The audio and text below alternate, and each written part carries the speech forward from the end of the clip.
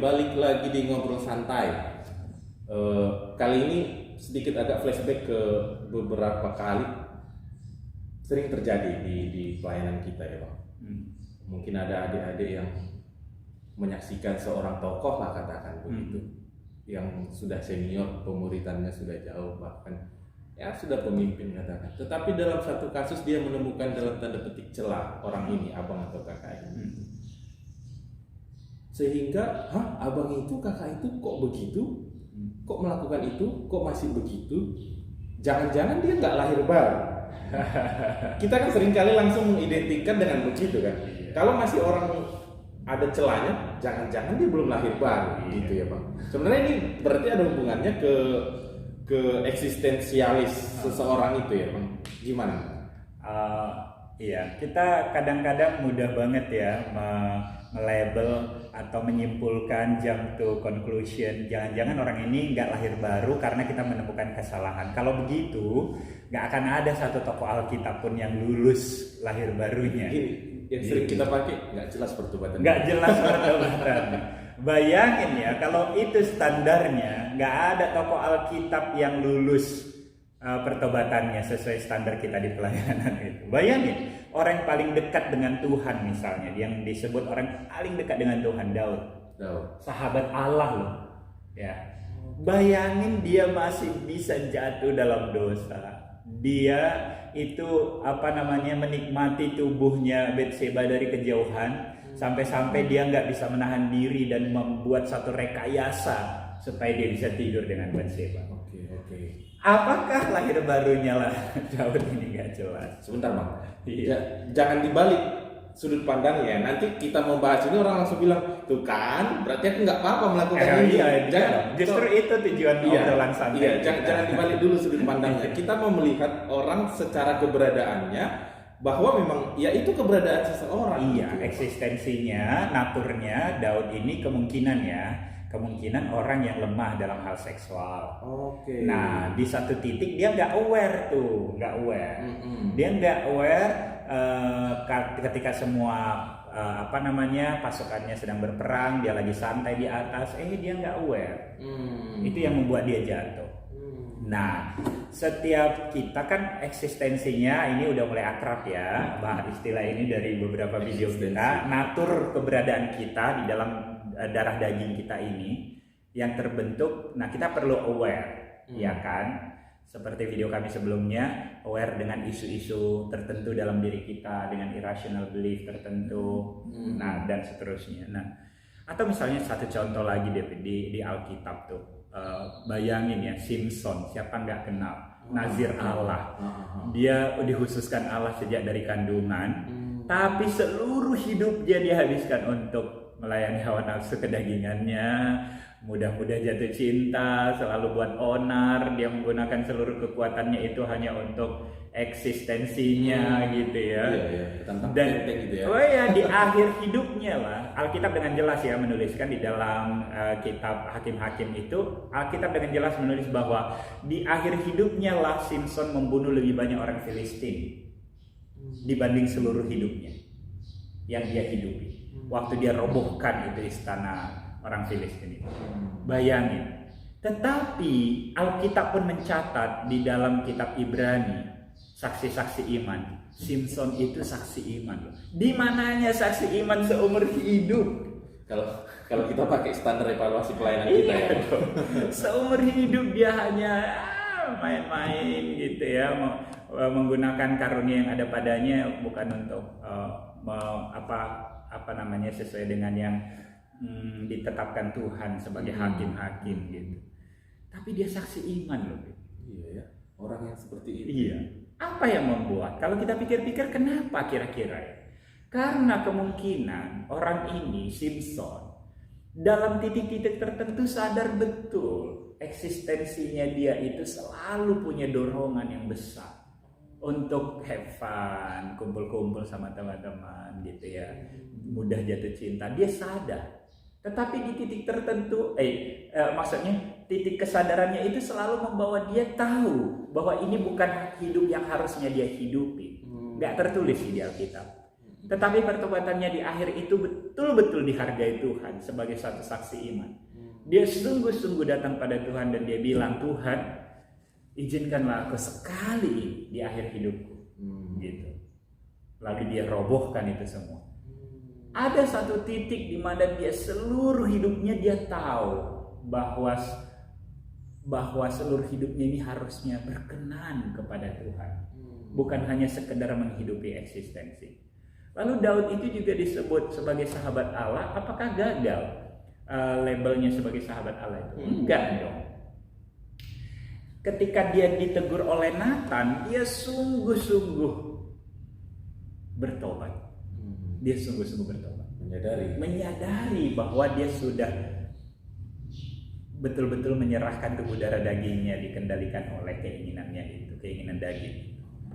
Sehingga kalau Paulus menuliskan kembali lagi ke Roma 7 dan 8 itu, Paulus selalu ingatkan, dalam tubuh darah dagingku ini ada tuh hukum dosa, ada hukum daging.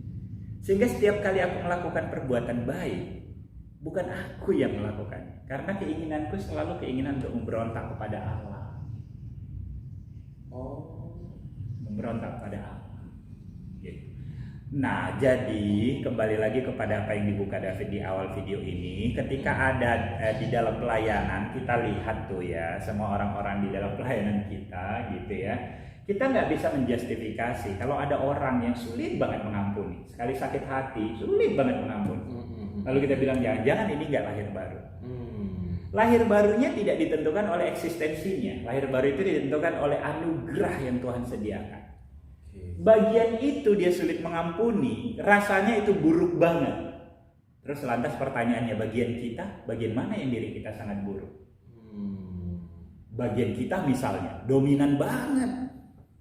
Iya. Kita bisa mengampuni orang, tapi kita ini orang sangat dominan misalnya. Iya. Selalu kita yang harus mengatur, mengontrol, mengendalikan, mempengaruhi orang. Kita sulit untuk menerima aku mau, aku ikut gitu. Misalnya. Iya. Dalam beberapa orang itu apa salahnya itu gitu. Iya. Padahal yang mau kita bahas sekarang bahwa masing-masing kita punya sisi eksistensialisnya masing-masing begitu ya Pak. Sehingga dalam perjalanan rohani itu dibawa-bawa terus-menerus. Iya. Oke. Terus masa sih setelah sekian tahun bina itu nggak berubah-berubah? Nah, pertanyaannya, apakah kita sadar bahwa itu eksistensialis? Itu natur darah daging kita. Karena ada banyak natur kita mencoba ini bahayanya. Kita akhirnya memilih ketika tadi natur darah daging kita itu menjadi sebuah irrational belief. Kita mencomot ayat-ayat Alkitab yang sesuai. Kalau contoh di video kami sebelumnya, orang yang guilty akan selalu percaya Tuhan menghukum. Dia nggak sulit memahami perjanjian lama di mana Allah menghukum mati. Dia terima itu. Oleh karena mereka berdosa, mereka harus dilempar. Nggak sulit. Gitu, nggak sulit. Tapi ketika bicara pengampunan dia sulit banget. Paham ya. Jadi dia akan melihat Alkitab dari sudut itu. Nah, pelayanan harusnya menolong seseorang untuk bisa melihat dan menyadari bagian itu. Eksistensial. Iya, dengan menjadi sebuah komunitas yang bisa menerima orang lain apa adanya. Jadi bukan yang menghakimi, jangan-jangan dia itu nggak jelas pertobatannya, bukan. Tapi melihat dia ini memang pemarah misalnya. Tapi ada hal lain yang secara rohani dia bergumul sama Tuhan. Tapi dalam hal pemarah, dia hidup di dalam natur pemarah itu gitu. Apa ini nanti gini Bang, aku agak ini sedikit.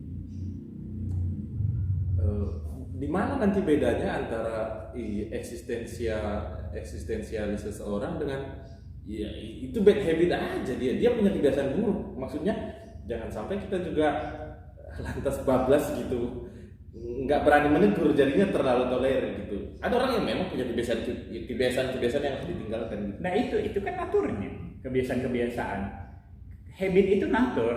Bicara habit itu natur. gitu. Oke. Nah, justru ketika kita mulai menerima bukan mentoleransi ya, tapi menerima, mengenali, understanding. Kita memahami orang ini punya kebutuhan. Setiap isu di dalam diri kita itu ada faktor kebutuhannya. Gitu. Kalau misalnya orang yang shame, yang aku bilang, ya aku butuh penerimaan, gitu, pengakuan, gitu. Ya, itu ada kebutuhan itu, gitu. Tapi mungkin kita nggak bahas terlalu jauh. Yang pasti kita mulai understand. Kita mulai mengerti bahwa nggak sama semua pertobatan orang. Jangan langsung menyimpulkan orang ini nggak jelas pertobatannya. Tapi jadikan komunitas pelayanan sebagai satu komunitas yang menerima setiap orang ini dengan isu-isu yang masing-masing unik ini. Gitu Ya, eksistensialis. Karena gini Bang, dalam skup yang lebih kecil pun jujur saja, sebagai pasangan suami istri begitu. Karena kita dibentuk di keluarga yang berbeda, sehingga bagiku standar yang diajarkan di keluargaku soal disiplin, soal tegas, soal teratur itu kubawa. Sementara standar yang dibawa istriku jangan ketat-ketat kali. Sehingga aku sendiri masih sulit menerima. Iya ya, bahwa istriku ini punya sisi eksistensialis yang tadi. Begitulah dia terbentuk. Memang itulah dia bentukan natur. Itulah struktur jiwanya. Itulah kepribadiannya. Itu kepribadiannya dan ini kepribadianku. Jadi kalau bicara kepribadian ya, kan yang lebih sering itu terlalu menyederhanakan. Itu teori yang udah kuno gitu ya. Ada yang kolerik, flegmatik, melankolis. Nah itu kan sanguin hanya 4 itu. Enggak.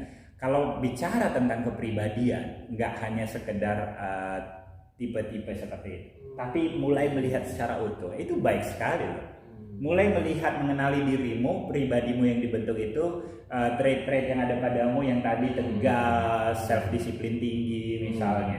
Itu ketemu dengan pasangan yang di sana self-disiplinnya rendah. Ini bukan negatif ya, maksudnya iya, memang semua orang bebas berkreasi, fleksibel gitu ya, dan lain-lain. Sehingga gini kan Bang, kalau kita bisa melihat ini melampaui yang tadi yang kita bahas ini, sehingga nggak cepat-cepat menyimpulkan ini loh cara yang benar, caramu salah. Kita hanya beda aja kita eksistensialnya. Mungkin dalam hal aku, mungkin dalam hal waktu baik begitu. Cuman misalnya pemakaian uang jelek ya, misalnya begitu. Sehingga ketika melihat sisi eksistensial seseorang, janganlah cepat-cepat menyimpulkan kau salah begini caranya.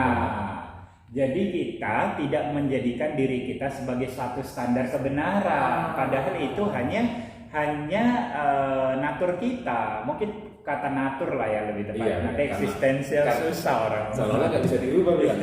Ini natur kita gitu. Natur kita nggak sama dengan standar kebenaran. Disinilah kita akan nanti mungkin di video selanjutnya lantas caranya bagaimana. Ketika masing-masing sadar akan dirinya, lalu kebenaran itu bukan apa yang kita pegang. Karena kadang-kadang itu udah pikiran yang terdistorsi tadi. Tapi kebenaran yang utuh apa nih? Gitu. Kebenaran ini harus objektif. Kebenaran itu nggak boleh subjektif. Kebenaran ini objektif. Nah, yang sering-sering itu adalah kita mengklaim satu kebenaran berdasarkan natur kita. Padahal kita membaca Alkitab aja udah sesuai dengan isu-isu yang ada di dalam diri kita gitu. Jadi kalau aku misalnya ya, aku senang banget mengenal Tuhan yang menerima aku apa adanya. Karena aku orang yang sangat fleksibel. Aku sulit banget berelasi dengan Tuhan yang menuntut kedisiplinan, yang menuntut suatu ketundukan penuh gitu. Aku orang yang otonom gitu. Nah, tetapi kebenaran firman Tuhan jelas bahwa aku juga harus punya kedisiplinan diri. Bicara tentang disiplin rohani. Nah, disinilah aku akan mengcounter gitu. Bukan mengcounter ya. Disinilah aku akan mencoba memisahkan aku hidup dalam roh atau aku hidup dalam daging. Kalau aku hanya mengikuti kedaginganku, aku ya udah nggak usah terlalu disiplin amat gitu. Tapi kalau aku hidup dalam roh, aku sadar.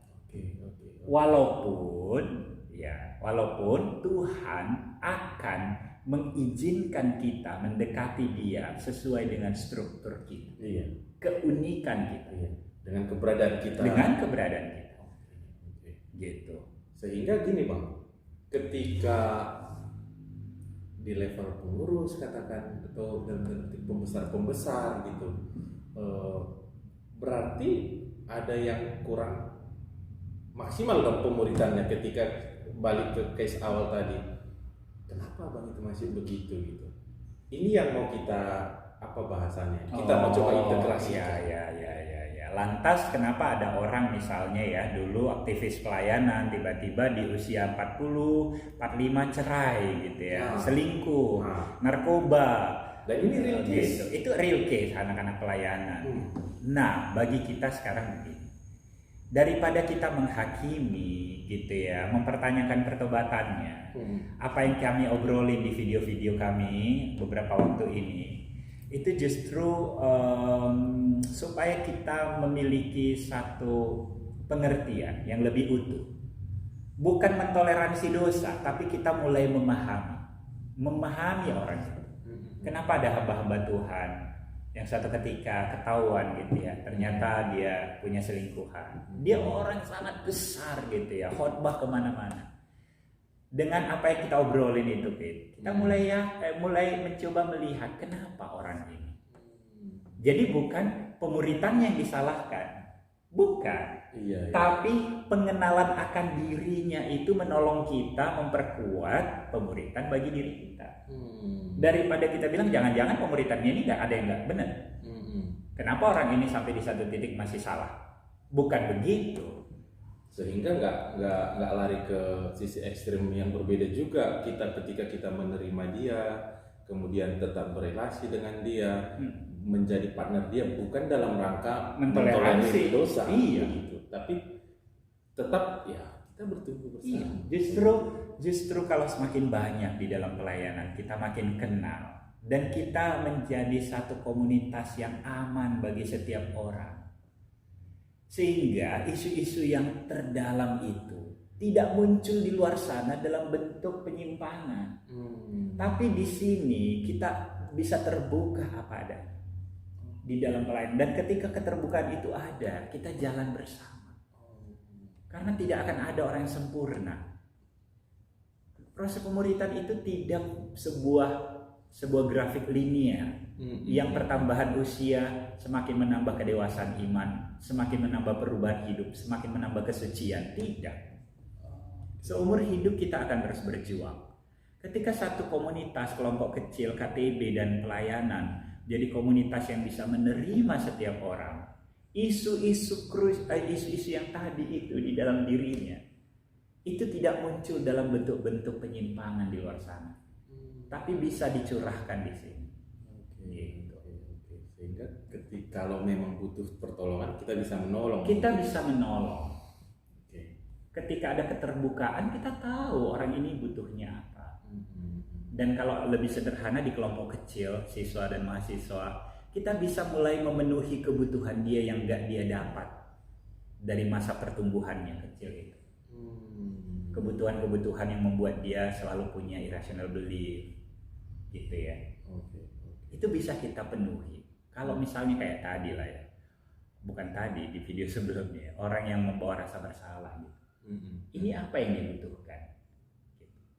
Kan pengampunan, penerimaan, pengampunan. Di kelompok kecil kita mulai belajar untuk bisa menerima dia. Gak apa-apa, it's okay to be not okay. Gak apa-apa kok melakukan kesalahan. Everyone can make mistake and everyone will forgive you.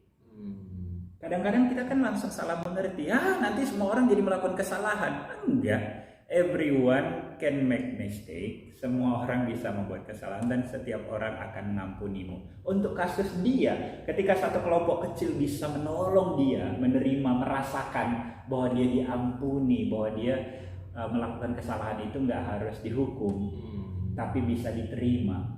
Itu menolong dia tumbuh, mulai mengenal Tuhan juga yang mengampuni dia, memberi kasih karunia. Itu aja ya Bang. Iya. Sehingga gini, kesimpulan pemuritan merupakan kita berproses terus menerus. Iya. Sampai mati nanti. Sampai mati. Begitu. Dan tidak ada sebuah standar baku di usia sekian harusnya udah begini, harusnya udah begini, harusnya udah begini. Sehingga jangan mudah sekali menegatifkan orang dengan standar kita. Iya. Kita hanya berbeda aja keberadaan naturnya. Ya kan, gitu ya Bang. Oke. Di konten berikutnya baru kita mungkin bicara soal lantas gimana. Oke. Kerjasamanya antara psikologis dengan teologis. Apa solusinya? Itu yang akan kita bahas di konten berikutnya. Terima kasih sudah menyaksikan, semoga menginspirasi. Sampai jumpa di Ngobrol Santai berikutnya.